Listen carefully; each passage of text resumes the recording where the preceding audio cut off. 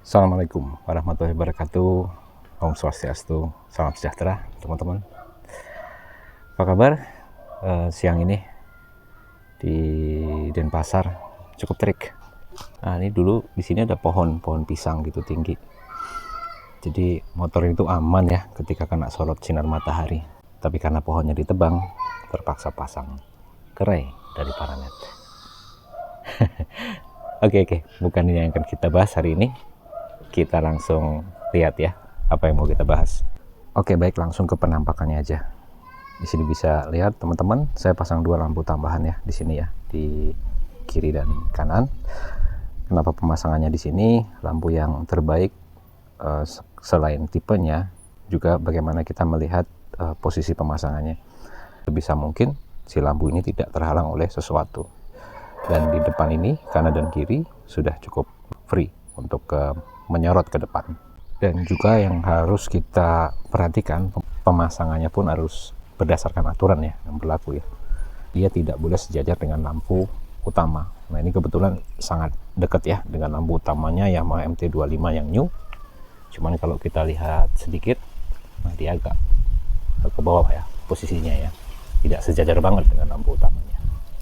Secara batasan kita sudah tahu ya, secara posisi dia tidak boleh sejajar dengan lampu utama. Berarti dia harus ada di space di bawah lampu utama.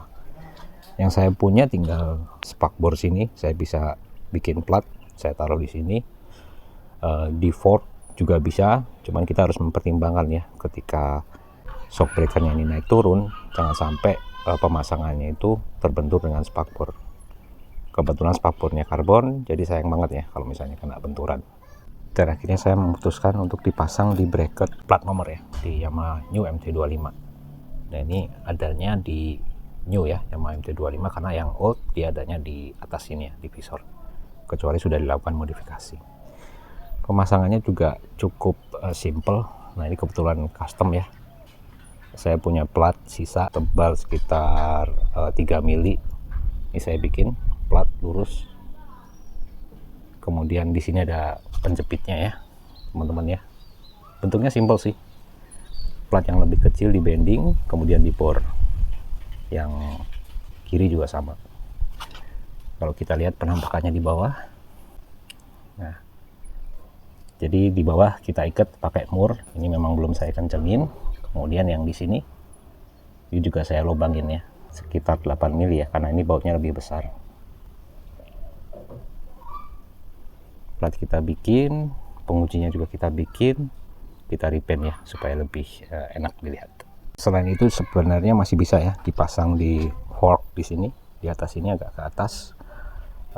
Ada bracket khusus yang mirip bracket lampu tembak biasa. Secara diameter itu dia 33 sampai 50 mili ya kalau nggak salah ya.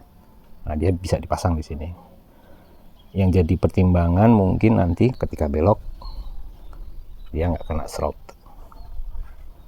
Oke, dan di sini saya beli setiap part itu perintilan ya teman-teman ya, mulai dari lampunya, kemudian switchnya, relay dan kabel-kabelnya saya beli secara terpisah, jadi bukan satu paketan.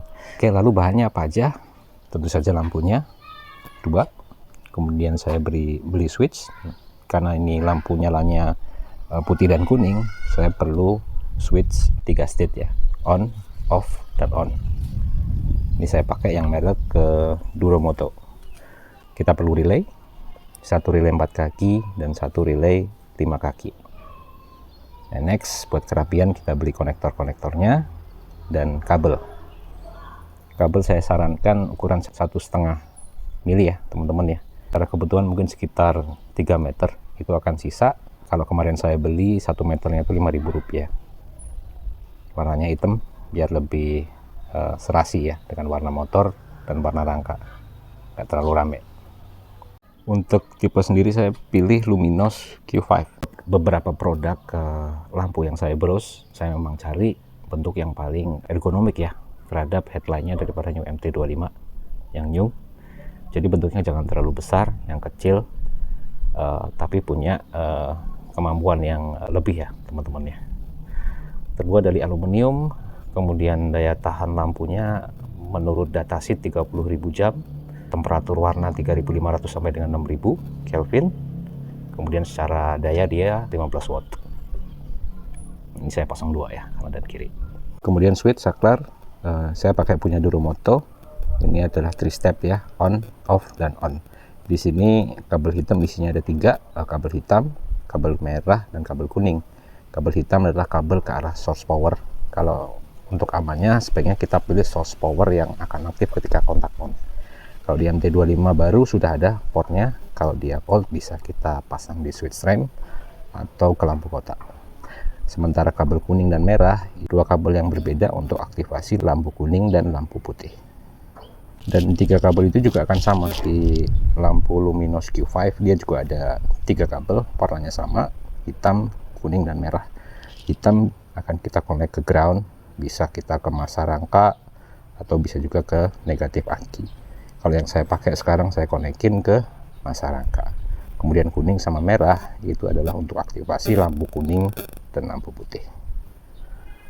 Bicara cara pemasangan, paling rumit adalah di bagian ini ya, relay ya. Karena ini ada 2 relay yang saling terhubung. Relay 5 kaki ini sebagai relay utama karena kaki 30-nya yang kabel besar ini terhubung ke aki.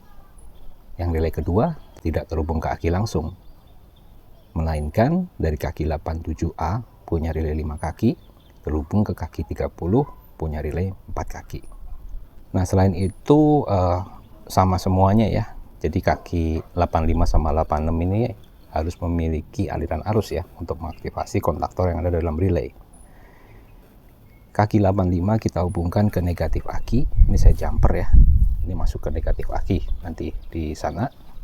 Kemudian kaki 86, nah ini yang kabel merah sama hitam ini kita hubungkan ke kabel switch ya, yang warna kuning sama merah tadi.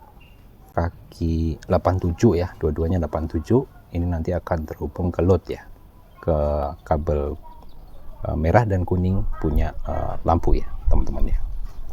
Sebenarnya akan lebih jelas ya kalau teman-teman membaca diagram dari Duromoto. Thanks Duromoto. Next yang menjadi tantangan adalah peletakan relay, karena ini relay bergandengan gitu ya, kanan dan kiri. Ini kemarin nyari-nyari tempat dan saya pikir posisi yang paling pas itu di sini. Ini ada 2 relay, saya gabungkan dengan double tape yang foam supaya jadi satu. Kemudian kenapa di sini? Karena di posisi ini kita bisa menutup jok tengah ini dengan sempurna. Setelah posisinya pas, tinggal kita double tape lagi supaya nggak goyang ya. Jadi nempel ke aki.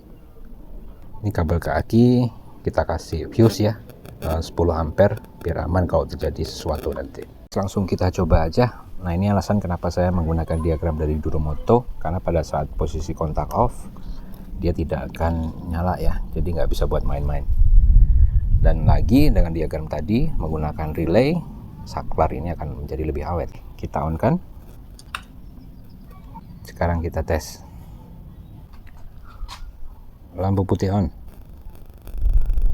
Oke, kita tes yang lampu kuning ya. Off, kemudian ke bawah. Lihat, lampu kuning juga nyala. Sukses. Oke, itu tadi pemasangan do it myself. Mungkin teman-teman juga bisa praktekin sendiri. Agak susah mungkin ya menjelaskan bagaimana pemasangannya, tapi semoga diagram yang ada tadi sudah cukup sangat mewakili ya. Saya bisa baca dengan jelas dan saya bisa praktekkan dan sukses. Ibarat lampu fog light ini sama aja ya ketika kita mengganti klakson kita dengan klakson yang lebih keras ya. Jadi jangan berharap kita sering-sering memakai, pakailah pada kondisi tertentu saja. Sesuai aturan, ini hanya bisa nyala ketika kondisi khusus, kabut, malam, ataupun asap ya. Baru bisa kita gunakan untuk membantu vision ya, pandangan ketika kita riding. Selain itu, jangan. Kondisi daily light seperti ini jangan dinyalakan karena useless. Semua bisa kita lihat lah dengan jelas, dengan terang ya, tanpa perlu bantuan lampu ini. Gunakan seperlunya saja. Sekian, semoga bermanfaat dan terima kasih banyak. Wassalamualaikum warahmatullahi wabarakatuh. Ciao.